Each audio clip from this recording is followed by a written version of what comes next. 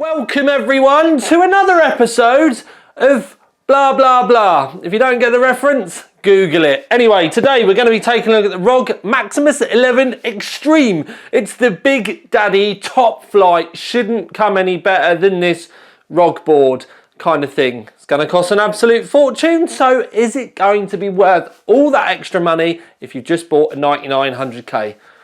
Time to find out.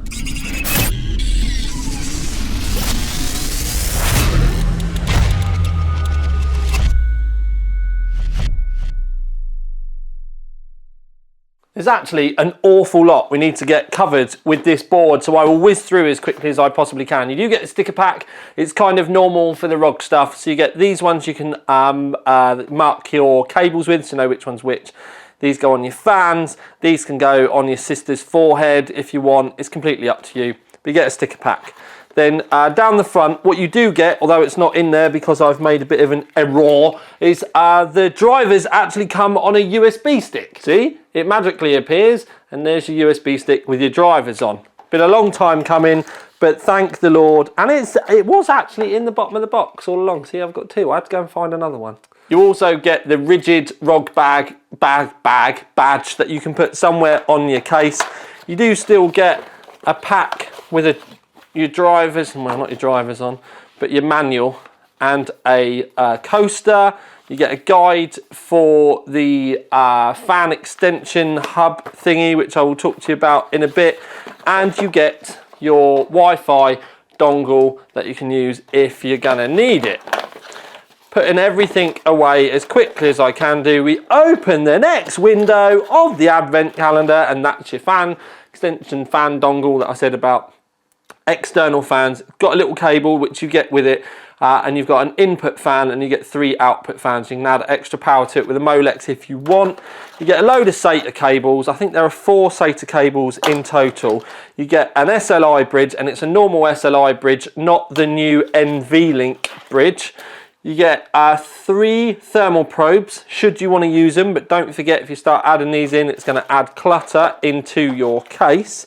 And then down here, this is a new addition that I'm quite pleased to see. You get a couple of braided SATA cables, like Gigabit started doing. So this is one of the few times you get to say Asus copied something.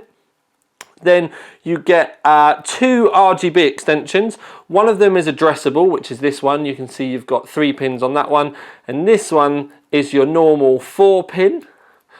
You can see we've got 4 pins on that one, and that's your cable for the external fan thingamabobby doofer that I spoke to you about before. So first things first, on a look around the board, what I do want to show you is this is right at the top of the board. You can see the 2 8-pin CPU at the top. You can also see, if you look just carefully, just inside there, you can see there's a little header. Now in the old days, that header, oh well, not in the old days, but still now, it's so that you can, if you buy an aftermarket water block, so like a full cover water block that's got flow sensors, leak sensors, RGB and all that sort of thing, it's there. Now it's hidden behind the VRM cooler to keep it out of the way, and the idea is if you do use it, it's going to be a full cover block you're going to be attaching it to. One of the things that they have done this time around, and I did have a little bit of a moan about it in one of the previous generation's Extremes, is you can set up alerts now. So if you have a leak or the flow pump, the flow meter stops spinning or something like that, you can set up alerts that pop up on your desktop to let you know that you may have a loop issue. Now this may seem like something that's very, very simple, but it's actually a new addition, and I applaud them for it. It's just a shame it took them a couple of gens to kind of sort it out, but that's what that header's there for. I know a lot of people are going to go, where is the water block? But you would have to buy it from the likes of EK or Bits Power as an addition to the board should you want it. And I do think they've gone down the right idea of not sending it with all the boards. It's something that if you want it, it's an optional extra. Because let's face it, if it came with the board, it would have made the board more expensive than it already is. And it's not exactly cheap at the moment. So a full overview of the board. There's a lot for us to get around, but you can have a good old ganders. Don't forget you can pause and all of that sort of stuff. You can see that you have a full cover I/O down the back. There are a lot of cuts in the MOSFET cooler up on the back, on the VRM cooler, whatever you want to call it, All those little cuts give us extra surface area, and that's better for cooling. We do have an OLED output here, which I'll show you lit up in a bit, and there are areas of RGB lighting, including round the back, which again I will get to later on. Highlights we will work our way round with, but you do have an awful lot of fan headers. There are separate radiator fan sections where you've basically got 8 sections that you can use just for rad fans if you want. There are 13 fan headers on the board in total. 2 normal RGB outputs and 2 addressable RGB outputs. There's an awful lot going on. So we'll start on the top right again. You can see the 2 8-pins. You get the idea where we are if I zoom out. So you know where they are. It's the same sort of place. We get 2 8-pins. Obviously, you don't have to use 2. I have been asked that a lot lately. You can just use 1. It does need to be an 8-pin connector. I think it's even marked EATX 12 volt 1 and then 2. So this would be the one that you would use first and foremost. So don't think that you do have to plug 2 in. Then when we pan across, what you can see is the RGB connector, the addressable RGB connector, and then you have your 2 CPU fan headers there as well. We come further across, it starts to get a little bit nuts because you can see the RAD1 ABCD fan headers. They're PWM. They all go into the AI suite as well, and they can be dedicated for your fan use. You can set them up to use a different thermal reference as well if you want. So you can attach them to a completely different heat source if you want to be able to spin your fans up and down. When we pan down a little bit, you have the memo case switch. The little pin here, if you flick it across, that is for LN2 mode. Then just underneath that, you'll see that you've got these are actually little tiny LEDs down here, and they are for your, well, it actually says down the side, you can see it there. CPU, DRAM, VGA boot, and they light up. And if they stay with the light on and your system's not posting, that's actually telling you what the issue is. Then just underneath that, you've got your poster readout. This is all quite cool. Slow mode there as well. Yeah, let's see slow mode. See, it's actually quite difficult because there's 2 switches there, 2 dip switches. Oh, that was a quick focus. Then you've got your start and your reset buttons down here. The copper rings are so that you can, with a multimeter, take direct readings from the board, and you can also see what they're for underneath. So you can see the ground, the V core. You need to attach one to the ground all the time, and you've got all the other ones underneath. You've got the safe mode and the retry button. Retry button, if your system hangs on boot, if you press retry, you won't have to go through all the drama with Windows saying your system's not booted properly and do you want to do this and do you want to do that, and it going into the repair mode. The safe boot, you can actually set a profile up in the BIOS. You flick that, it will go straight to that. You can set it to whatever you want. You could set it to a 5 gigahertz boot if you want, while you're working on everything above. What I normally do is find a safe point, save it, and then when you find the next safe point, save it into that again. So you've always got something to go back to and keep adjusting. When we go further down, you've obviously got your 24 pin in there. You've got another fan header there, your USB 3.1, a horizontal USB 3. We're getting a little bit angled now, but you've got 3 sets of dual SATAs. Then we get to the bottom left, right-hand corner rather. We get a couple more fan headers there, as you can see. You can see you've got it's a couple of water pump ones, but this one here is water flow sensor. So you can set up to that, and you can also have a temperature in and out as well, so you can set that up for your water cooling. I said to you about the external fan header earlier, that one's here. Then you've got the BIOS switch, so you can switch between BIOSes, so you can actually run different BIOSes on the board itself. You get another 4 rad fan headers down the bottom that you can see there. You've also got one of the thermal sensors that you can see up here. This is your front panel header. Then you've got another USB 3, a couple of USB 2s. This is new for the Asus boards this generation. This is the Asus Node. Now, it's a dedicated Asus header that is going to be used for Asus only products.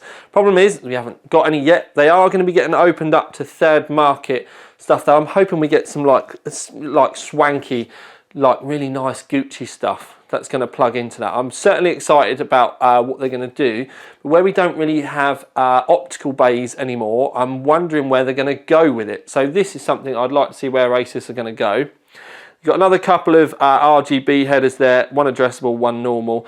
This connector here would normally be if you're trying to add extra power into your PCI Express. You do not have to run this all the time, and to be honest with you, unless you're an extreme user and you're going to end up freezing the board, I'd say steer clear from that. Anyway, something that is cool from this view, you can see here, it's marked CPU. Now that means these two go into the CPU and use the PCI Express lanes from the CPU. But this header and this header are actually wired into the PCI Express lanes from the chipset. So you can't triple SLI, and I think these run at PCI Express 2 anyway. So that's something to keep in mind, and it also gives you a nice clear indication on where everything's wired to. You've got the Supreme FX up the side here, and when we do come round to the back, what you can see is with the Supreme FX, you've actually got gold plated headers there as well. We zoom in so you can see a little bit clearer. Got a BIOS clear and a BIOS flashback. You get a single HDMI out. Some people might moan that it's not DisplayPort, but to be honest with you, with a board of this caliber, one of the things I would say is I would only be using this on the board in emergencies. Say for instance your graphics card's died or you're trying to fault find, that sort of thing. I don't think with this board you would be using that as a forever solution. When we come down, this is your BIOS flashback header here. This is where you put your USB stick. When you use BIOS flashback, the name of the BIOS flashback needs to be correct. There is a tool on the driver CD that you can use, but normally what I do is find out what it is, download the very latest one from the website, and I manually change it myself. So you've got 5 USB 3s here, but if you have a look at this one, you can see it says SS10. This is USB Gen 2. One thing, USB 3 Gen 2. One thing we do have is Gigabit Ethernet, but this one is 5 Gigabit Ethernet. Now, I do need to be very clear, if the rest of your network is Gigabit, this won't magically speed up your internet or any internal network stuff. If you want to make use of that, you're going to need to connect it to other 5 or 10 gigabit sources. So if you put it through a switch, you're going to need a 5 or a 10 gigabit switch. If it gets connected straight into your router, if your router itself is only 1 gigabit, you're only going to be then feeding it with 1 gigabit signal. So you do need to upgrade the rest of your networking. I'm personally 10 gigabit in the office. Asus actually do a switch. You can actually get extra add-in cards that are 10 GBE as well, but it is something that you're going to need to consider. So if you were to plug that header straight into, let's say, a home server, and I mean literally direct into your home server, you're going to need to make sure that you've got a 5 gigabit network card minimum in your server to be able to boost the speeds. I'm personally 10 gigabit across the entire of my network in the office, and I get above 1.1 gigabits a second flowing across mine. So it's an awful lot of data. So normally with 1 gigabit header like this one, you normally get about 120 tops megabytes a second. I'm getting 1.1 gigabytes a second across mine. I know I have just said it right now. But you get the point that I'm trying to make, that you do need to upgrade the other things within your network, and this isn't going to magically make your internet faster. You come down again, Wi-Fi that we spoke about before, and then another view of the gold-plated outputs for your audio. These actually light up with the colours that you'd want as well.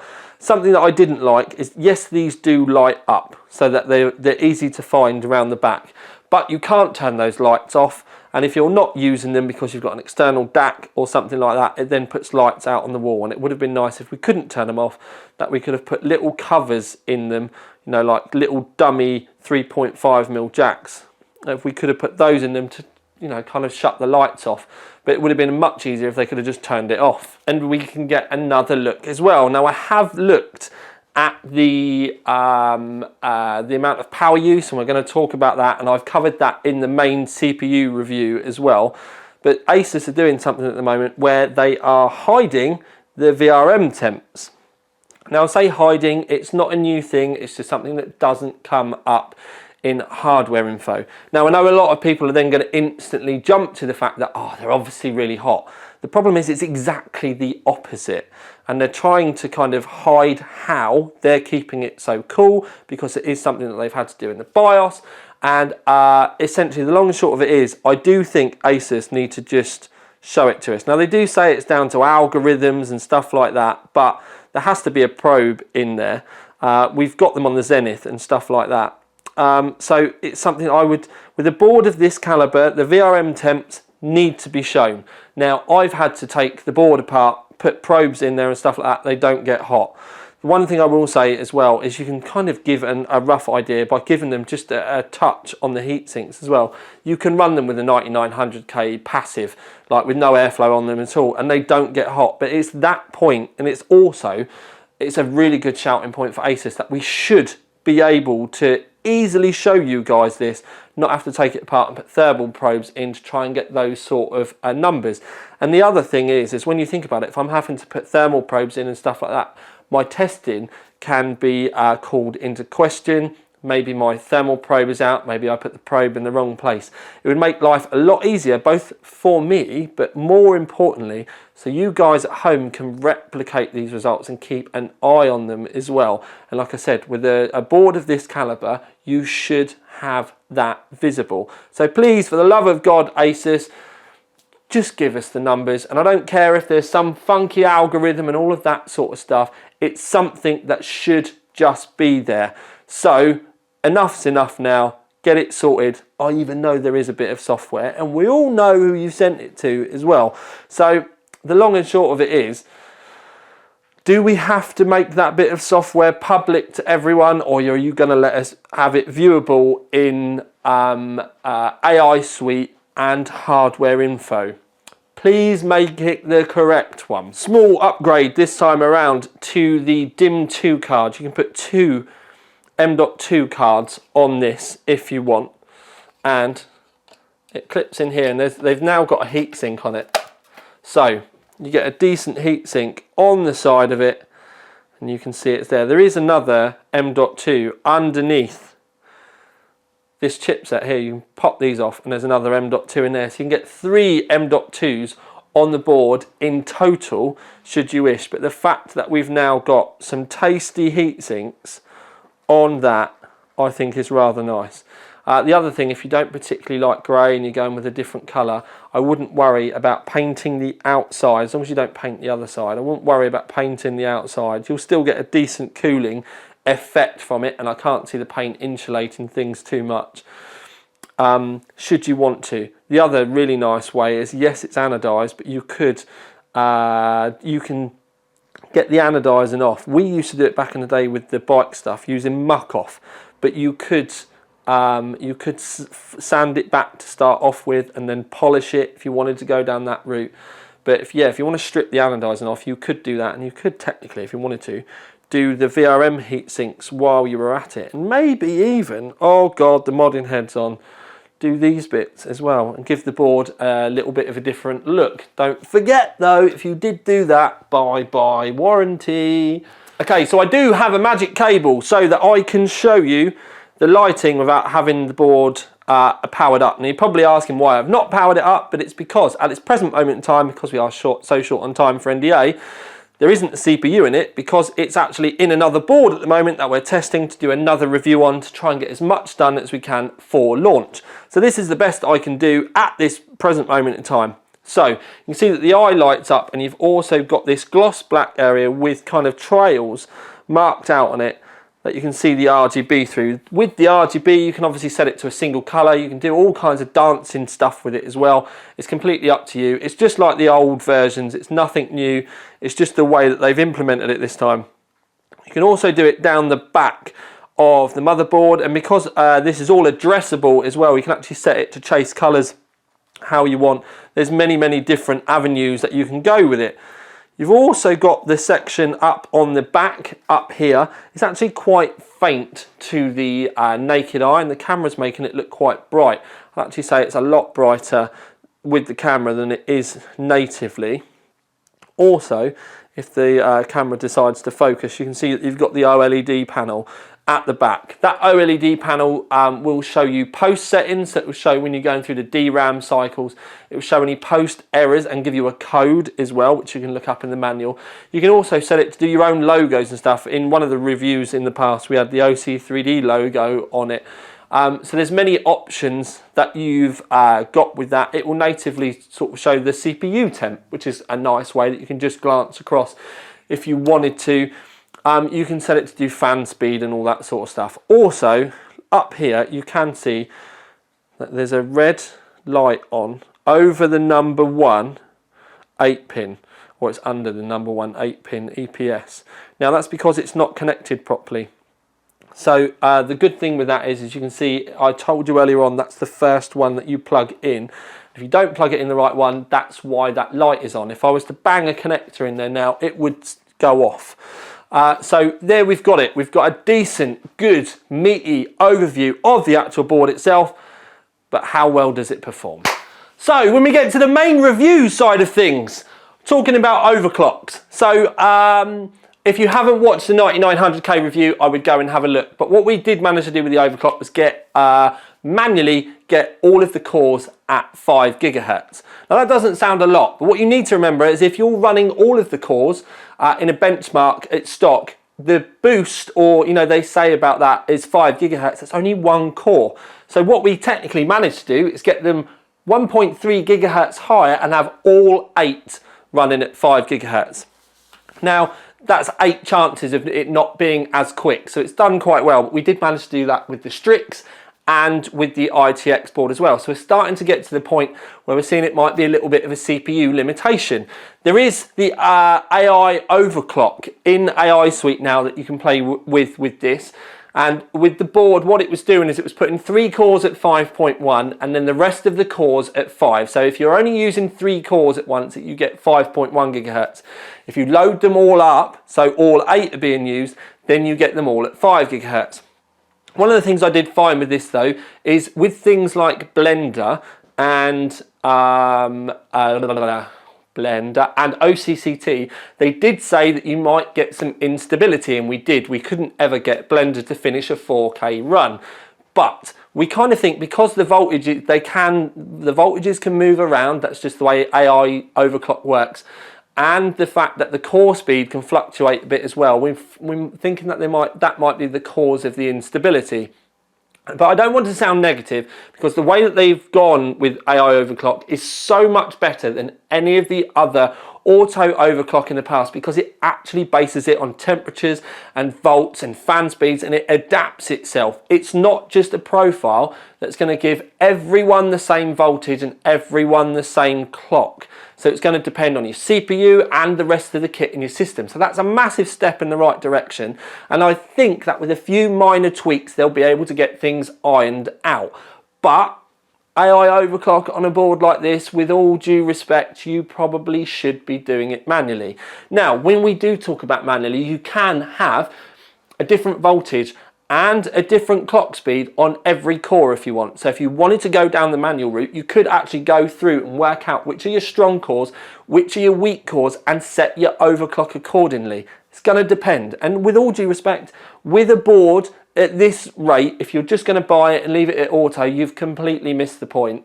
And you're just not going to be getting the best from it. I understand some people might want to do that, and that's up to you, but it's kind of like, it'd be like having a Vrm and then it never coming out the garage, or only ever driving it at 30 mile an hour. It's just going to be about the looks, which some people may be all they really care about. But, that would be the way I would look at it anyway.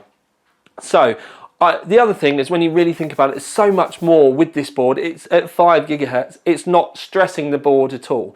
So what we can say is it's not the board that's limiting the CPU, it's the CPU limiting the board. The board has much, much, much more to give. It's probably just our sample, but where I've only got one at the moment, I've got to now go out, get other ones, start hunting for them, try looking for good ones. So I'm going to go and have a play, going to go and see if I can get that side of things covered.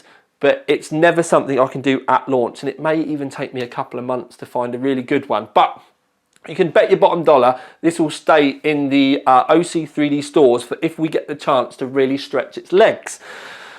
The clocks themselves, if you think about it, when we start bouncing up graphs, is the fact, in all honesty, what you do need to remember, if the overclock is 5 gigahertz, then you're going to get 5 gigahertz kind of numbers. Blender was the only one that really showed up to me that it maybe need a little bit more refining. The other thing to stress though is at launch we're on incredibly early BIOS. It's literally the second revision. You've got like the first revision where that's the one where you can get it working, and then they've done the first iteration. So I tested on 0506. That's going to get changed rapidly. Once you guys start getting it at home, you'll see the BIOSes will be coming out left, right and centre to get everything fixed and optimized. So as always, stay on top of your BIOS updates. Make sure that you download them from the website. I normally do them with a USB stick. Now you can either go down the AI, the BIOS Flashback route, which is a really low level one, or just do it from the BIOS. Don't do the auto one from Windows and stuff. You know, learn to get kind of intimate with your PC and doing things like that. Don't let it scare you. Follow the instructions, take your time. It's not as scary as you think. I know I've done it like thousands of times over the years, but putting a BIOS file on a USB stick and then going into the BIOS to flash it, it's really not that hard. With the Asus ones, the only things I would say is once it has finished the flash, leave it alone. It's going to go on and off a few times because it's going to update other things as well. So wait until you get to the Windows screen again before you try turning it on and off or doing anything else with it, because it will have to update some other bits on the board as well. So scores wise, it did really well, but with the basis of this board, one of the things, it is immensely expensive. And I went to check as well, because the last time I asked about prices, it was TBA, and it still is TBA. But we do know that the formula, which is going to be below it, is going to be 442. So you can pretty much expect that this is going to be around the £500 mark and a little bit more. So it's an awful lot of money. But the thing what you need to remember is if you're going to whinge about pricing and stuff like that, that's fine. There's cheaper options for everyone out there. When you make the best possible board that you can do and you're giving people every possible option, it's never going to be cheap. So we'll put the pricing aside. Yes, it's eye-watering. You're only going to buy it if you want it. But as the basis for the ultimate 9900K base system, you've got obviously the water block header on it. You've got lots and lots of easy power. They don't even get warm. It's ridiculous, which is why I was annoyed about the Vrm Temps not being shown. You've got everything that you can possibly kind of want there. Even like I said, you've got some nice RGB on there. You can set up your own chasing ones. There's loads of fan headers. You know, overclocking options you're probably never going to touch. Is it overkill? You're damn straight it is. But the problem is, if we don't have extreme boards like this, now, how are the features going to get dribbled down into the lower boards as time goes on? So I know everyone's going to lose their mind about prices, but every brand, or at least every decent brand, has a ridic board. The other brands have had boards out there in the past that have been $599.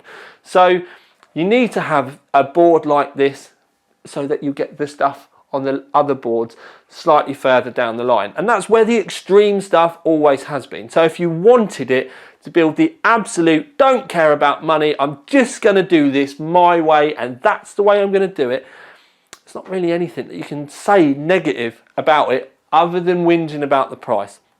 But an extreme board is never going to be £199, and as much as I would like it to, I understand why not. But also what you need to do is, in good marketing and business sense, a board like this is the Goldilocks product, because this makes the other boards look that little bit cheaper as well and slightly more accessible. But I do know that prices have gone up over the years, but it's doing that with every brand as well. But long and short of it is, it ticks every box that you could possibly have, including ones that you didn't know you had. And that's why we gave it the OC3D Enthusiast Award.